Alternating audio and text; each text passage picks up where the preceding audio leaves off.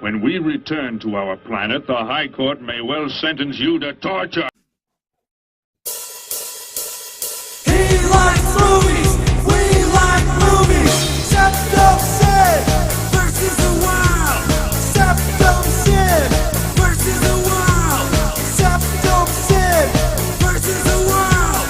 SeptumSin versus the world. I'd buy that for $1.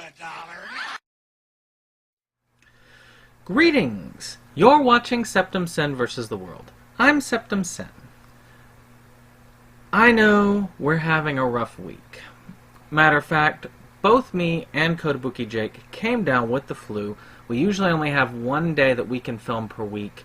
So I'm taking this time on a Tuesday. I'm feeling much better. He's feeling much better.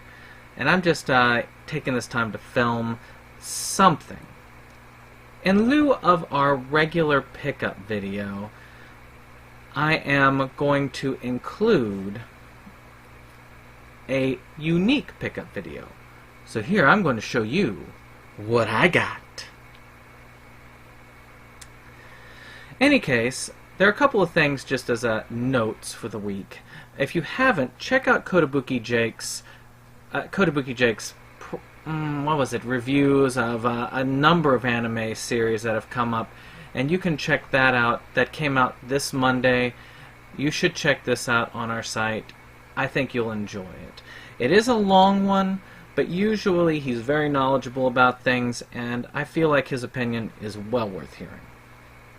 Later this week, in lieu of a vlogcast, you will have a review. I have already filmed said review. I filmed it when I was sick, so I admit I don't know what the quality is overall, but it is kind of cool to have it. This little guy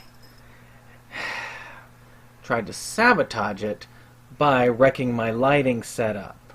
Say you're sorry. No, they don't say they're sorry. They just run all over the place. Any case, I'm going to be showing you my Guillermo Del Toro collection. I've actually finished my collection of his films that he directed, which is pretty darn cool if you look at it. So, let's go ahead and get started. His filmography starts with one particular long film that he directed, which was Cronos. Now, I have the Criterion Collection version of Cronos, but I recently upgraded, because Movies Galore next Tuesday is going to be covering Pan's Labyrinth. So I had to get this collection. This is the Blu-ray collection with the anthology, which I've had upside down. The Guillermo Del Toro anthology, which has 3 films on it. Cronos, Devil's Backbone, and Pan's Labyrinth. So you'll see this up a couple more times throughout this particular run-through. But this looks really cool. It has a crap ton of extras, and from what I've seen, my original copies of all 3 films, this covers those extras and more. So it's well worth your upgrade. Look for a Criterion sale. I got this one for under $50. It's well worth checking out. Alright, next up on our series, I've noticed that Del Toro has some artsy versus not so artsy mix.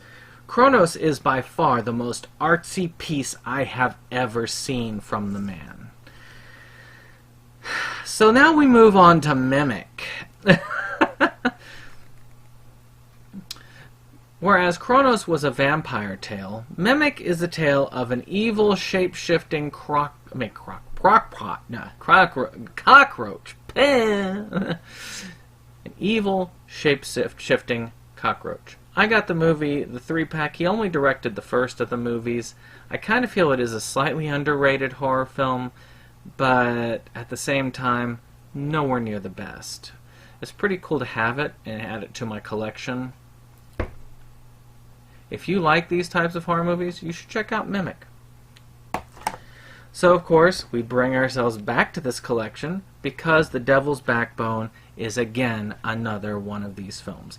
I feel like they decided, let's find the 3 artsiest films to throw in this collection, because The Devil's Backbone takes place in Spain in this war-torn era, and there's something mysterious going on at this sort of orphanage-y type place.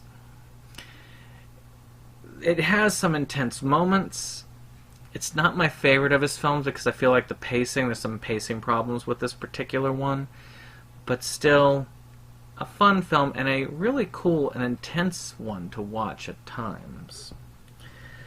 Next up on the list, we have Blade 2. Many people feel Blade 2 was the best of the Blade movies, and they are very much forgotten. Wesley Snipes, he did an excellent portrayal of Blade. People were saying, well, there were never any black superhero movies prior to Black Panther. Well, that's not true.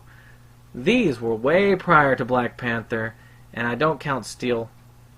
Throw that out. But this, Blade, was awesome.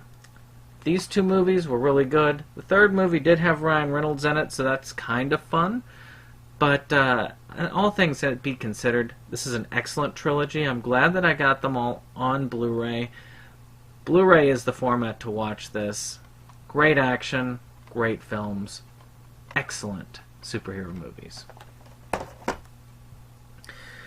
Next up is another superhero film from a different type of comic company, and that is Hellboy. I always thought Hellboy was fun to watch. I really enjoyed it in theaters. I got the DVD version of it. This is an older version. This is not a new get, whereas the other three were new gets. This one is a pretty old get. It's a pretty sturdy DVD collection. I might eventually get the two on a Blu-ray pack in the future. It's about this guy who was discovered as an infant when a portal to hell was opened up, and that's Hellboy. He joins together with our friend here, which we may be revisiting a little bit later on, and of course his crush, the Pyro, to try and stop an evil man from bringing hell to Earth. Very fun. I think Ron Perlman was excellent casting for Hellboy. I am curious how the new film is going to be turning out. So the last from our collection is Pan's Labyrinth. Pan's Labyrinth is, in my opinion, the best of the three. Not only does it have a very artistic bent, being again in that war-torn Spain era, but it also has a haunting element of fantasy to a level that will both intrigue you, inspire you, and have you in tears by the end. To me, Pan's Labyrinth was the peak of storytelling where Guillermo Del Toro is concerned. I've had so many people tell me, well, it's got subtitles. I don't want to watch something with subtitles. Watch this, people. Trust me, you will find it worth it. Next up on that list, Hellboy 2. Though not quite as good. I love this cover. As you can see, it kind of switches between comic book Hellboy and Ron Perlman Hellboy. Almost like that sort of like, ooh, look at this morphing. Ooh. I love these little covers. But this one is, again, another adventure with Hellboy and Abe Sapien and the other one. As they try and stop someone from reactivating a golden army and trying to take over the world. I feel like this was a good movie. It was a solid comic book movie, but it was not as good as the first one. Again, I will miss Ron Perlman as Hellboy, but I am very curious where they go with it with the new film. This film I have not seen, and that's Pacific Rim. Pacific Rim is about a bunch of people in giant mechs that are fighting kaiju. Kaiju, for those of you who are not knowledgeable, are giant monsters. These giant monsters are terrorizing cities, and these guys are suiting up to solve the problem. This one also has a sequel, but it wasn't directed by him, much like the sequels to Mimic. I've heard this is a fun romp. I've heard there's nothing overly special about it, but that it is fun. If you like your Godzilla movies, I'm sure that you will enjoy Pacific Rim. One that I feel is underrated because people really went about this looking at it in the wrong way, and that was Crimson Peak. I really liked Crimson Peak. I went to theaters to see it. Many people went there expecting a haunted house film, and what they got was a love story. And that's what Crimson Peak is about. It's about a love story, a mystery, and just so happens to have a haunted house in that. It's really cool. I love the effects from it. To me, this is very much underrated. If you haven't seen it, you should check it out. Just understand, this is a classic love story with some mystery and spooky elements. If you understand that, I think you will enjoy Crimson Peak. Last but not least, which I know I brought up on the pickups before, is Shape of Water. Unfortunately, my slipcover got damaged on arrival. This one won a lot of Oscars. Many people say, is this like the Abe Sapien origin story? Because this girl comes in and she's deaf, and she ends up discovering this creature that was in a lab that she cleans up at, and they end up falling in love. It's a really cool love story and monster movie all in one. It is really well done, excellently directed. It's not Pan's Labyrinth in my opinion, but it is one of the artsier tales. I am surprised that that did not make it into this. If this was missing one artsy film, it would be this one. All the rest, I really don't feel like they belong in this particular collection because, again, these are for the artsy Criterion-y, and I do feel like this one is deserving of a Criterion release. Well, that was my Guillermo Del Toro collection. I hope you have enjoyed it.